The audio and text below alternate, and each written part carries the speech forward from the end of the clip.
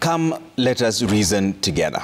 This is the call by church leaders in the country who have lauded the youth for fighting for a better Kenya, but now want them to get off the streets and dialogue with the president. The clergy also want the government to show goodwill by releasing all the 627 Kenyans arrested in relation to the countrywide protests. Mashirima Kapombe has more.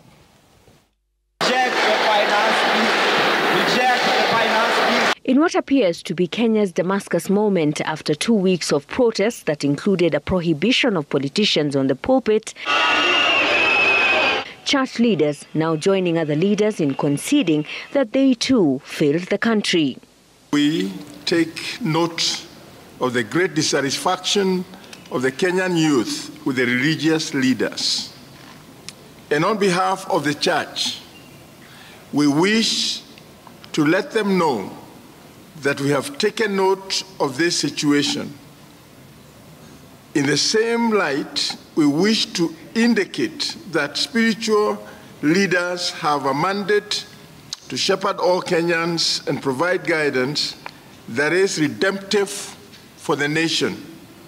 It is the first time for us to have demonstrations organized and executed by our youth, largely in their 20s without a political party or figure organizing them. Since the president has heard their voice and cry, it is time to engage in a different way.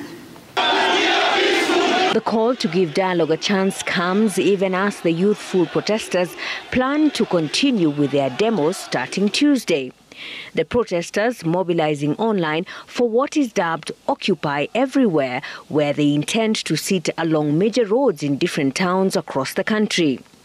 But the church leaders want the president to lead by example, if at all the youth are to trust him in dialogue, by releasing all arrested protesters.